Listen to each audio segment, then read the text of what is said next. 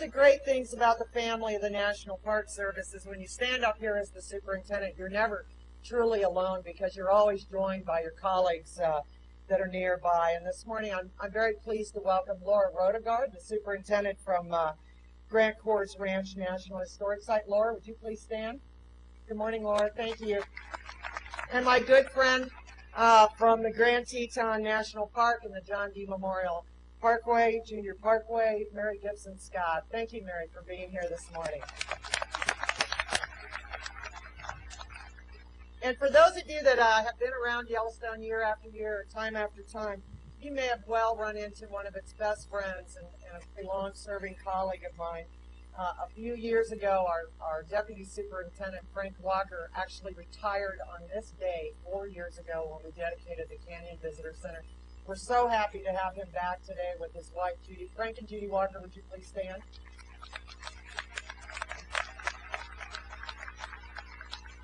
You know, you'll have to indulge us this morning because you will hear us mention several times, and it's sort of impossible to overstate how much the efforts of the Yellowstone Park Foundation and the philanthropic fundraising that they did on behalf of this new visitor education center means to us today and has brought us here. The Yellowstone Park Foundation worked to raise $15 million. I'm going to say that again. $15 million from private donors, foundations, and corporations across this country to provide more than half of the cost of this building that was necessary to bring it to you today. Their ongoing support is vital to our efforts here in Yellowstone National Park. They are what's going to give us the margin of excellence to inform, educate, and serve the more than 3 million people a year who visit. I'm happy this morning that Vannis Hudson and his wife Cecily, who spent part of each year living on the park's doorstep on the northern end, and they became involved in the Yellowstone Park Foundation in 2005. But since June of 2009, Van stepped up, using his background and experience as CEO of many major corporations in our country to help the Yellowstone Park Foundation attain its goals day after day, helping the park, and to serve as its current board chairman. Please help me welcome a great supporter of Yellowstone and the chair of the foundation, Vannis Hudson.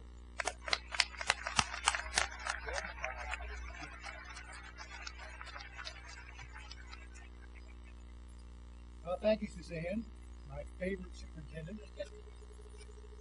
And thank you all for coming out today to celebrate the opening of this fabulous new building. Great pleasure to be here on behalf of the Yellowstone Park Foundation. Help open the public a magnificent new visitor center as the park's official fundraising agent. It's our proudest day in our 14-year history. For the foundation, this project is a quintessential example of how private support can provide a margin of excellence in the world's first national park. Yellowstone aspired to create more than just a visitor center, so that 2 million people, yes, 2 million people, who visit the area would leave OFVEC with a deeper understanding of these extraordinary geothermal features and be inspired to help steward Yellowstone. To create an exceptional hands-on center for learning, discovery, and inspiration, the park looked to the foundation to raise private support necessary to make the state-of-the-art enhanced facilities a reality. The organization was a mere 3 years old and infant. Yellowstone Superintendent Mike Finley asked the foundation to partner in a one-of-a-kind effort. The foundation agreed to raise $15 million to support this effort. Under the leadership of my predecessor chairs, Bill Lawari, Jane Lerner, Chuck Booth, the foundation worked tirelessly to engage, support, friends, individuals, their own generosity to support the vision of the enhanced facility and educational experience. Lisa Dickman is here today, Michael Terry, former executive directors, led the extraordinary staff efforts that made raising $15 million possible. I'd like to take a moment to recognize some of the partners that helped make this vision reality. We're proud to recognize our leadership donors represented on the stage today. To my right, your left, Dan Manning, Coca-Cola.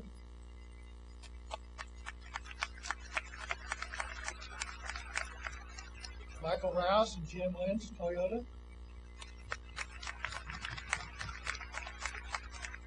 Charlene Liu, the wonderful and generous Charlene Liu.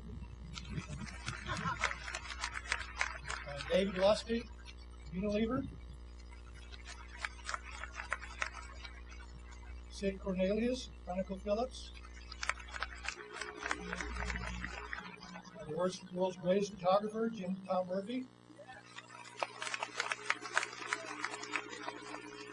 Lisa Dickman.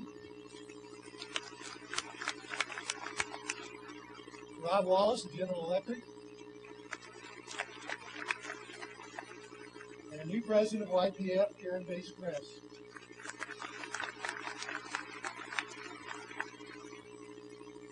On the other stage, we have Bill and Claudia Loari.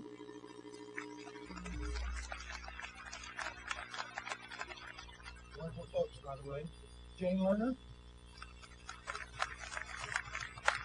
Greg Chairwoman. Melinda Sweet Held and Barry Held.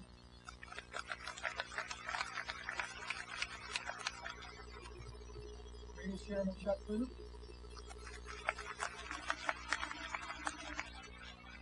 John Morgan. The Yellowstone Association Executive Director Pat Cole and incoming board chair Don Abelson.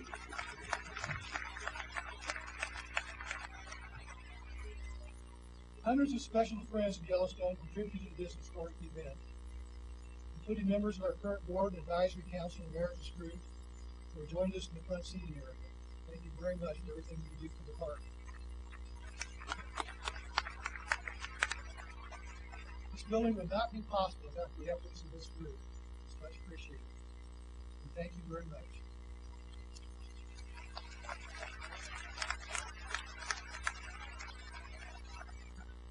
You know, we're going to have a keynote speaker in a minute who's a pretty exciting guy, but I do have a couple more folks. I know that I hope that Bruce and Jan Eldridge, you know, Bruce is the executive director of the Buffalo Bill Historical Center in Cody, Wyoming. If you're here, wave your hands or stand up, and welcome back. Thank you very much. We also have some folks here from the Wyoming Tourism and Park County Travel Council. I know we have, I hope, Claudia Wade in the audience this morning, as well as Diane Schobert, who heads up Wyoming Tourism. Good morning, ladies. Thanks for coming.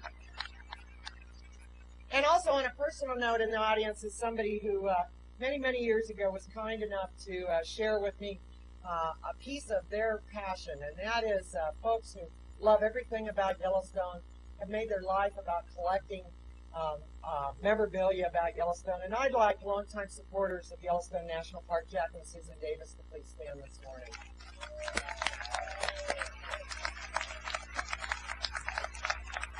You know, we're all here today because we share a love of this place, and the early visitors called this Wonderland. We probably share at least one more thing in common this morning, and then that is that many of us may well have one or more books in our personal library that's written by the keynote speaker today. Paul Schilleri spent 2 long periods of his life working in Yellowstone National Park, and he retired from his position here in 2008. One of his seasonal positions when he was in Yellowstone, I think, set him on the path for which he is best known today, and that is as the historian and someone who's crafted a great history of Yellowstone. Paul has written more than 30 books and many, many articles, most of them about Yellowstone in his career. One of his most recent works is a collaborative effort that he undertook with his wife, Marcia Carley, who is a noted artist and who also retired from Yellowstone National Park and a career in the National Park System several years ago. Paul has served since his retirement as the first scholar in residence at the Montana State University Library in Bozeman, Montana. And I think some of you will recognize Paul from the recent Ken Burns series, The National Parks, America's Best Ideas. Paul and I both share a love of history, and we specifically share a love of the history of Yellowstone and the National Park Service. And I've been blessed for the 9 years that I've been here to have gotten Paul's counsel on many, many occasions. We've had a lot of wonderful, long discussions about the park, the service, the many issues and challenges that it faces, and that has come and gone over the decades. Today, you, the audience, are now going to have an opportunity to have a similar conversation with him as Paul shares his insights with all of you. Ladies and gentlemen, please welcome a very good friend of the Yellowstone National Park, Mr. Paul Schilleri.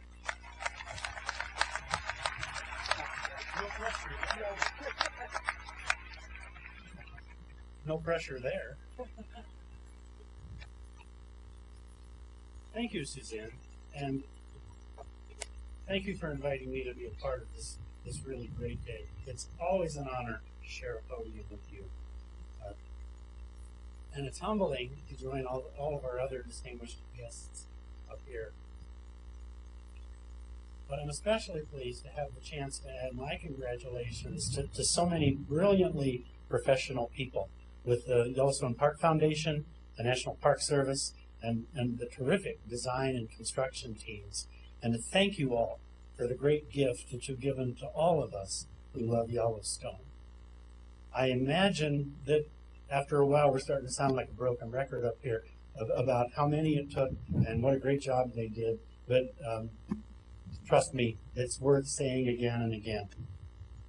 I also have to say that it's when occasion like this comes along and we all get together that I look around and realize how many of us here have career-long histories in Yellowstone, reaching back to our first jobs with the concessioners or with the National Park Service. And I don't know about the rest of you guys, but back then it never occurred to me that they'd ever actually let any of us be in charge.